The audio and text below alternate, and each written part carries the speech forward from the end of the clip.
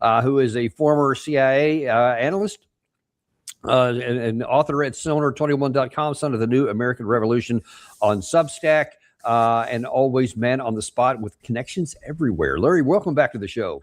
Hey, Danny. Thanks for having me. Well, listen, let's just jump right into this because I'll start a little bit with last night, kind of get a running start of this because President Trump, well, actually not even last night, but about last night, President Trump, first of all, this morning just flat out said, yeah, I think that the MOU is done. I think that the ceasefire is certainly over. And then he added this about the scum he says is on the Iranian side. Okay, let's just start out with the last part of it. You spend a lot of time in this part of the world, and you understand how a lot of the players think. When you have the president of the United States, at least on paper, allegedly in the middle of a negotiating period to try to have some sort of end of war negotiated terms that we can both live with, when he talks about how they're evil and they're scum and all this, where is there any possibility of having an outcome that's beneficial to our side? Oh, my God. This, the last time you heard talk like that was when you were like in sixth grade at the lunch table. I don't like that person. He doesn't get to sit with me. I mean, good Lord. Donald Trump is a juvenile. This is embarrassing. He can't talk like an adult, surely not thinking like an adult. And he is ignoring what is really the underlying, what drove him to sign the MOU. He made it very clear. The fact that we were going to be out of oil in 4 weeks. Now, he wasn't talking about oil in general. What he didn't neglected to explain was that the United States is going to be in a crisis mode of we're not going to have enough of high sulfur oil to process through our refineries along the southern coast. And that oil is used to produce diesel and aviation fuel. And it's not, you don't produce both at the same time. It's you produce one or you produce the other. But those refineries, the way they are built, it's not, I think before this war started, I used to think of the refineries sort of like my coffee grinder, pour the beans in, that represents like a barrel of oil. And then I can say, do I want a coarse grind, a medium grind, or a fine grind for like espresso? And then can turn the dial. That's not how those refineries work. They are built specifically to handle a particular kind of oil. And what they call the heavy crude, the sour crude, it's high in sulfur content. And those refineries we have along the Gulf, and one of them is owned by, a couple of them I think are owned by Paul Singer, a buddy of Trump's. They're specifically set up to deal with this sour crude. That's like what comes out of Venezuela. It comes out of Canada. Comes out of Mexico. We used to get it from Russia, and we were getting it from the Persian Gulf. So when the Persian Gulf got shut down on the 28th of February, most people thought that was like immediately the spigot was turned off. What they forgot was there were already tankers at sea that had just left the Persian Gulf that were full. And so they made their way to their destinations. Well, to get from the Strait of Hormuz to, say, Houston or Baton Rouge, to New Orleans or someplace along the Gulf, it takes 42 days, roughly. Well, do the math. 42 days from February 28th was what? About April 7th. Huh. What happened on that date? Was that a coincidence that it was then that Trump was pushing for the ceasefire with Iran and it ultimately was signed a week later? No, that's just a coincidence. Well, I don't believe in coincidence. What we know is that on March 11th, the Secretary of Energy Wright announced the United States was going to start drawing down from its petroleum reserve at a rate of 1.4 million barrels per day. And said, I think the number was, they had 178 million barrels of sour crude. Well, do the math on that. That's about 120 days. Guess when that date falls? July 11th. Go back 4 weeks, 5 weeks ago. Who said we're going to run out of oil in 4 weeks? Donald Trump. That's what's going on behind the scenes. That's what the media is not reporting. That's what the media is not explaining to people. And it's because they assume, like I did, that oil's oil. You just pour it in there and it comes out here with whatever product you want. No, the whole refining process is extremely complex. And so already we've been operating at a deficit, but we've masked that deficit by drawing off of the Strategic Petroleum Reserve. So that is what's driving this. And now here Trump blows it up now. He said the MOU's dead, and now he's insulting the Iranians. So you got to step back and say, why is Donald Trump now so mad at the Iranians? And I think, he admitted that last night Iran launched 111 anti-ship missiles at the U.S. fleet off, about 200 miles off the coast of Iran. I guarantee you, some U.S. ships were hit. Some U.S. ships were damaged. They weren't sunk, but they took damage and maybe even casualties. That's why he's reacting like a petulant child today. And there's no independent reporting on it yet, but Correct. The Iranians last night did report that they had taken them under fire. News must come to our website, fill out the information, identify the name of the ship, the destination of the ship, the cargo of the ship, who are the crew members, what are their nationalities, etc. And all of this is Iran's way of imposing an embargo on Israel. And so, but the ships, and in that protocols is stipulated that ships that do not comply will be met with force. Now, nowhere in the MOU did the United States say, well, if Iran strikes some ship, we're going to retaliate and attack Iran because that's a violation of the MOU. Doesn't say that. Not at all. U.S. had its chance to make that point. They didn't. So shut the hell up, because this was the structure that was put in place. Iran's playing by that structure. It's the United States that's been violating that. And then when Iran enforces it, the United States pretends that it's some great outrage. And this is entirely preventable. Okay, and now the situation just got worse. I have some breaking news literally just minutes ago, but I'm going to set it up by playing a video. Gary, if you can play the one where President Trump said that this morning that, by the way, last night's strikes, that's not the end of it. More is coming. Was threatening, we're going to, if you continue down this path of confrontation, we're going to demonstrate to you that we have the capability of producing a nuclear weapon. We will detonate, and we will do a demonstration to show you that we have that capability. There are many that have said that Iran has secretly had a nuclear weapon, but hasn't, is not wanted to use that, has kept it away. Again, viewing it as a violation of religion in terms of, killing civilians. But Iran's, they're dead serious now. And I've talked to several, we've got several, friends who are over in Iran right now. You've got Patrick Henningson's there, Jackson Hinkle's there, Max Blumenthal is there, another podcaster out of the UK I know, Suleiman Ahmed, Demetrius Lakaris, who comes out of Canada. But from what I've heard from several of them is that the Iranian people are calling for revenge against the United States. And for Americans, let's put it into an American context.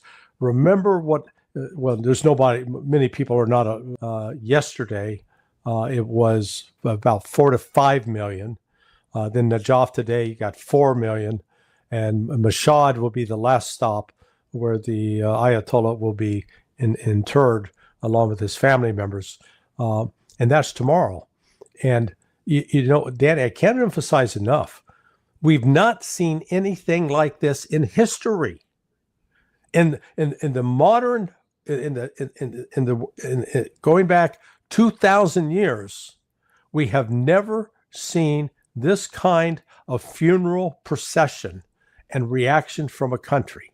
It didn't happen when Stalin died, didn't happen when Mao died, didn't happen when JFK died, pick your leader, pick your pope. Yeah, I mean, yeah, when the pope, there would be 1 million or 2, but not, when the total numbers of this are put together, we're going to be over 35 million. Now, Iran actually held the Guinness Book of World Records up to this point because of the number that turned out for the funeral of the Ayatollah Khomeini back in 1989. But now what we're seeing today, there is no precedent. And the American media just ignores it. Nothing happening here. As long as we don't cover it, it's not real. No, folks, this is real. And understand how historic it is, how significant it is. These people are coming out, they're wearing black in mourning, and they're standing in temperatures that are like 110 degrees. Now, as well as I do, you're going to go outside in the hot weather, you want to have that white on because the white reflects, the black absorbs. And these people, though, they're doing it. And these ridiculous cynics in the West are, they're just being forced by Iran. Or somebody said, the Iranian government's paying them to come out. Iran doesn't have enough money to pay 15 million people. Come on. Yeah. Yeah. And I put further pressure on Saudi Arabia. It will leave the only outlet for Saudi oil will be to go up through the Suez Canal and out through the Mediterranean, which, the Europeans will be happy with that. That will at least give them access to some oil. But it doesn't rule out the fact that the Houthis may decide to target the one oil terminal that Saudi Arabia has there on the Red Sea. It's very vulnerable, Yeah, so I think, Iran has some options because right now I've been tracking the oil coming out of the Persian Gulf. It looks like 95% of it's going to China, India, and other countries in Asia. So I think instead of a full blockade of the Strait of Hormuz, you're going to see Iran institute a blockade that there will be any ships owned by the West, let's say Greek ship owners, ships that are destined to go to the United States or Europe or any country that's allied with the United States against Iran, they will be prohibited from leaving. Ships that are going to partner countries of Iran, like China, oil will come out, liquid natural gas, whatever, all of those, that will flow. And it'll then be up to the United States to see if they're going to interfere with those. For example, they compensated by drawing down their strategic petroleum reserves because the United States isn't the only one with an SPR. But those reserves now are beginning they're depleting. And so there's not enough surplus oil on the market to replace that. And so then you're left at, okay, maybe we have enough just to stabilize what we are, sort of like living with your paycheck day to day. You got enough to cover your expenses and buy groceries, but you don't have any savings. But what happens if you have a crisis, an emergency, an unexpected expense? All of a sudden, you're in bigger trouble. And that's where the world stands right now. If Trump decides to reinitiate major combat operations, then we're going to see a dramatic drawdown on the aviation fuel. Now, right now, the orders that Pete Hegseth issued about 10, 11 days ago to withdraw U.S. forces from the region, that appears to still be intact. On Friday, you had B-52 bombers that had been stationed in the UK. Those were flown back to the United States. And as they left, F-15s that had been at Mawafik al-Salti Air Base in Jordan flew into England, again, on their way back to the United States. News reports yesterday that JSOC had sent a task force forward, about 90 people that were, their mission was to attack one of these hardened, deeply buried targets, the HDBTs, to take possession of enriched uranium and then get it out. They are starting to be withdrawn because I think as they gamed it out, because I was involved with an exercise on that specific target 20 years ago. They gamed it out and realized the result's still the same. You're going to kill most of the attacking force. And so it's not, and there's no guarantee whatsoever of success. So they're starting to withdraw. Now, the CATs, the crisis action teams, they stood down around June 17th. So, and as you know, when the CATs, when they were up operating 24/7, that means there's lots of, they're helping with plans, orders to carry out operations, provide support, etc. They've gone back to up until now, they've been 5 days a week, banker hours, 9 to 5. So they're not on that 24/7 clock. If those get reactivated, that tells you right away, we're going back to major combat operations. And that is going to be that disturbance of the oil market that will damage the U.S. economy. The previous blockade was not as effective as the United States likes to pretend, simply because we don't have enough ships. If you're going to, let's say you've got a container ship from Iran coming out. Okay, if you're going to stop it, if the U.S. can send forces to stop it, then you've got to attach a ship to it to sail with it to its point where you're going to take firm control of the cargo, to offload it or whatever. Okay, the United States doesn't have enough naval vessels to carry out that mission for, let's say Iran sends out 50 ships. We don't have 50 ships. And we're kidding ourselves if we like to think that we do, or if we take the entire naval assets and devote them to that theater. Good luck with that.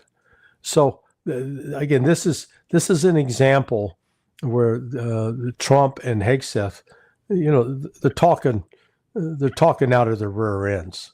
They're not going through the actual logistics involved, and not thinking through the economic consequences of this, because Iran still controls the Strait of Hormuz. Well, that's exactly what I was about to say. This is too dead. So this whole message that we were supposed to have sent last night with this 20-1 overstrike that the U.S. claims that it did, that President Trump specifically said that, it's going to show those darn Iranians they better, behave is the term we keep using, but they haven't behaved. They're still saying, they're still doing, they didn't even slow down. What does this tell you, Larry, about maybe you can even say the death of the fear of America, that people will not just threaten, but now even when we bring out lethal military power, they don't buckle? What does that mean for the future? Yeah. The United States has become an elderly Mike Tyson. Back when Mike Tyson was in his prime, there was no better fighter. He's ferocious. But he climbed back in the ring here this last year.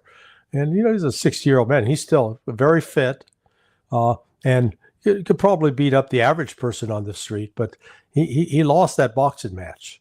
And the United States has discovered, I'm not sure we've discovered it yet, but it's being shown to us that our entire military doctrine and strategy is erected on a concept of a 20th century world. And what I mean by that is, hey, we got these aircraft carriers, we can project force, we put a carrier strike group together, who can stop us?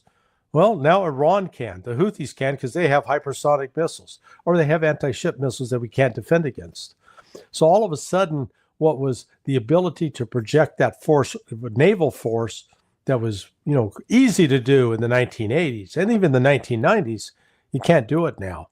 Our ability to assemble ground forces, as you recall from your own experience, we go back to 2003, that assembly of troops that was put together in Kuwait and Saudi Arabia in preparation for the invasion of Iraq. That took place over 11 months, 12 months. Troops assembled. There were a couple of Scud missile attacks, but nothing that really killed, nothing that inflicted any kind of serious damage, and it wasn't really a serious threat. Today, you try to assemble that size of force that close to Iran, they're going to be destroyed. They won't have one moment of peace. Because unless they move underground, and you've got to build underground facilities, that takes a while. So our ability to deploy ground forces and then insert them. I've heard some commentators talk many times before that if it wasn't for me, Iran would already have had nuclear weapons. Yeah. The JCPOA helped them get there, whatever. Israel wouldn't even exist before me. Is anybody buying that anymore? No. I only the sycophants around Trump. But look, that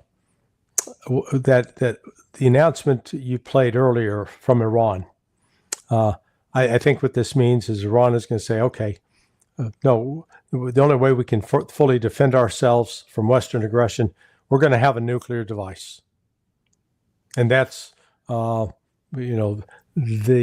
and I think that's going to reflect really sort of the will of the Iranian people. They are carrying flags calling for revenge. They want America to pay a price for this unjustified attack that killed not just the Ayatollah, but killed children. And again, this nonsense that you can kill your way to peace, you cannot. And the United States is not willing. Could the United States militarily defeat Iran? Yeah. At what cost? At a cost that would be at best a Pyrrhic victory, that we would lose, tens of thousands of soldiers, and Iran would be decimated, and and all that goes on the assumption that Russia, China, Pakistan will stay out of it. Whenever the United States increases this kind of military adventurism overseas, it becomes a rallying cry for many to further attacks on the United States. And then we act surprised that, why don't people like us? Well, because we're acting like a bunch of assholes is why. Yeah. And Larry, I'm not convinced that even at a high price, we could militarily defeat. I think if we tried, we would lose probably scores of thousands of tens of thousands of troops. And we still would, I think we would just die on the mountains. I don't think we would ever completely defeat them. I think that they would endure that and we would lose if we even tried.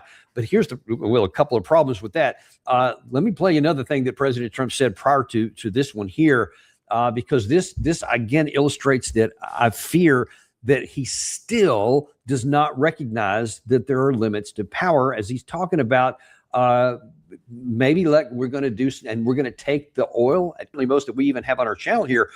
You're kind of connected to the tip of the spear here, the people who would be executing the missions he's talking about. Is he, to pull something out of Tom Cruise's Top Gun, is he writing checks that our forces can't cash? No, absolutely.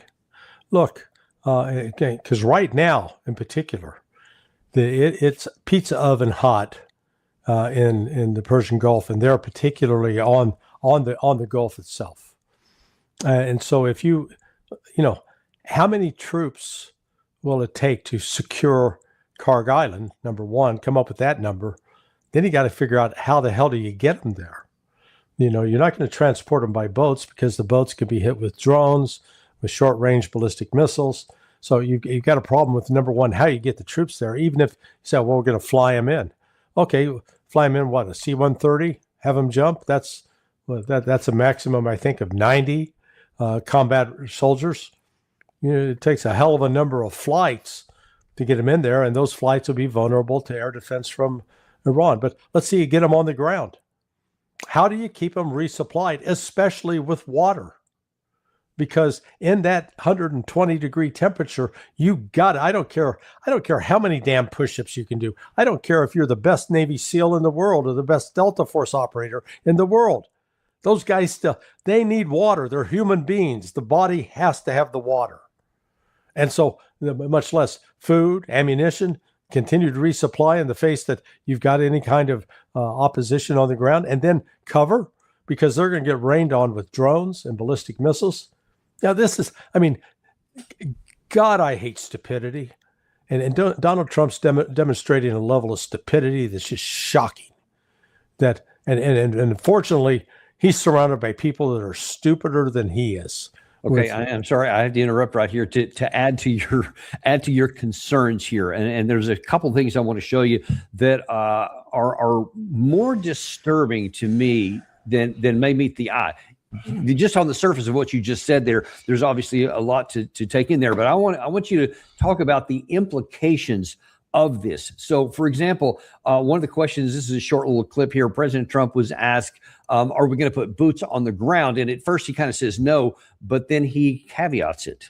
There's no plans to go in, boots on the ground? Why would I go in now? I go in when they're completely either eliminated or whatever happened, or an agreement's made.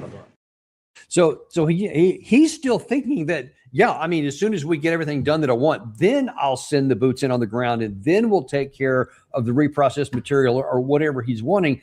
And at this same issue here, because these are connected, is to me someone who is literally physically losing connection to reality. Yeah. He is the commander in chief. What concerns do you have? Well, no, it's exactly that. There's no one to put a check on him. If Hegseth and Rubio, again, they're foolish even believing their own, if you will, their own press clippings, that they convince themselves Iran's a weakling. Now, in this interregnum we've had since the ceasefire went into effect, but he actually going back to April's really when the ceasefire came into effect, and now since the MOU. But doing so, we got May, June, middle of July. Iran's they continue to build ballistic missiles. They're more advanced missiles. They're able to, and those are protected underground. They've strengthened their air defense systems. So they've been prepared all along. I think they've recognized the likelihood that they'd be back to war with the United States is high. What the United States has failed to do is replace the systems. We can't build new Tomahawks because we don't have the 18 of the rare earth minerals. We can't build JASSMs. Again, rare earth minerals, lack thereof. Patriots, that process is stalled as well.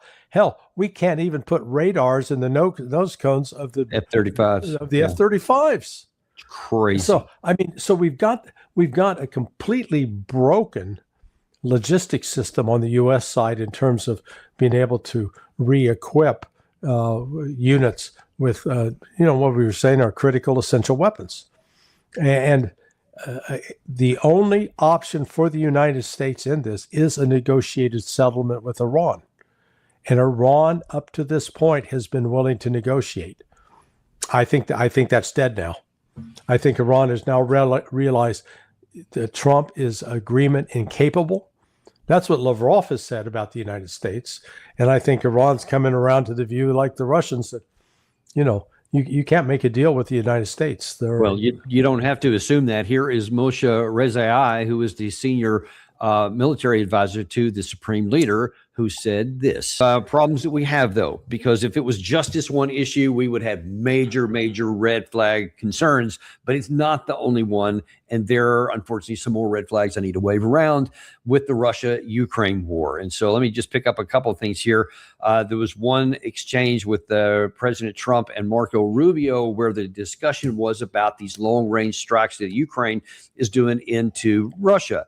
Now, what we're saying, and Volodymyr Zelensky is also going to be part of this here in a second, is that they're saying, hey, this is good stuff, man, because this is going to bring Russia finally to the negotiating table on terms we like. The ability of Ukraine to reach deep inside of Russia and conduct strikes. I think that's one of the dynamics that's changed in this war over the last few months, and that is that the Russians are finding it more difficult to defend their own airspace. And what we hope that means is that it's going to create the space now to negotiate the end of this war. It's an escalation, but it's also an escalation that can help lead to an end. So President Trump openly says, yes, this stuff is an escalation of the war, but it'll have the effect on Moscow that is going to bring them to their knees. What say you, Larry Johnson? Nobody reads history. I mean, this is having the exact opposite effect with the Russians. And we've seen it, we've seen it this week. There have been 3 consecutive nights of extensive strikes in just Kyiv alone that are taking out, there were not, you can go back and say, why the hell did the Russians leave these plants untouched for 3 years? They could have destroyed them. I was wondering that myself. Yeah, they could have destroyed them earlier. For whatever reason, they didn't. But now they've said, and maybe it was because of the foreign interests, foreign ownership, that they didn't want to, create obstacles to perhaps a negotiated settlement. Now I think they've recognized, and Peskov has said as much, that this is not going to end with negotiations. There's not a negotiated end to this. This is going to be settled militarily on the battlefield. And what the propaganda in the West about how Russia's losing, Russia's on its back foot, and I tried to point out to some of these crazed Americans that believe this, that look, what are the three major ways of causing casualties in this war? Artillery strikes, drone strikes, and FAB glide bombs. Well, Russia has a 3.5 to 1 advantage with artillery. Ukraine has, since the start of the special military operations, fired 7 million. Russia's fired over 23, almost 24 million rounds. Big discrepancy. Drones, same thing. Russia's got like a 3 to 1 advantage. FAB bombs, Ukraine doesn't have any. Russia's dropped 135,000 of these bombs. They glide in from 50 miles to 100 miles away. Minimum charge is a 1,000-pound bomb. Maximum is a 6,000-pound bomb, and they are targeted against Ukrainian defensive positions. And yet, the West wants to argue that Ukraine's inflicting 8 times the casualties on Russians. Come on, stop lying to yourselves. There's no way in hell that happens. And then we've got the Red Cross numbers that says started from January of 2025, where every month they're exchanging bodies, and the exchange rate is for every dead Russian, Russia's turning over 37 to 39 dead Ukrainians. And how does the West explain that? Oh, well, that's because Russia is advancing so fast, the Ukrainians don't have time to recover the bodies. Wait a second. You were just telling me it was a stalemate and the Russians were moving so slow. Which is it? They're moving so fast or they're moving so slow. You can't have it both ways. So the West just continues to pile lie upon lie upon lie. And Russia now is in a position that it has never been in the last 4 years. It's conducting major combat operation on 6 axes. It's conducting them in Sumy, in Kharkiv, in Donetsk, in Dnipropetrovsk, in Zaporizhia, in Kherson. And while the Russians have at least 1 million soldiers in reserve that they can call upon, Ukraine does not. It's got 600,000 men, maybe, left in its army, and it does not have active reserves it can call on for reinforcements. This is, the car is driven off the cliff. It's just a matter of how long before it hits the bottom. Yeah, and then the question is going to be what is going to happen next? Because how much further can this go before Russia, either they do that, they have success on the tactical battlefield, in which case they don't need to go any further. But as long as we continue to help out with, we've now picked a side, according to Rubio last month, and we're going in and helping Ukraine. That's actually, you're running out of time. I don't even have that much. I see you have to go to another hit here. We'll have to leave it there for right now. But this is not going in a good direction. Well, I'll be back. Thanks for this anyway. Hopefully the goal is to, as you say, get people information so that they can make some wise decisions on their own. Indeed. And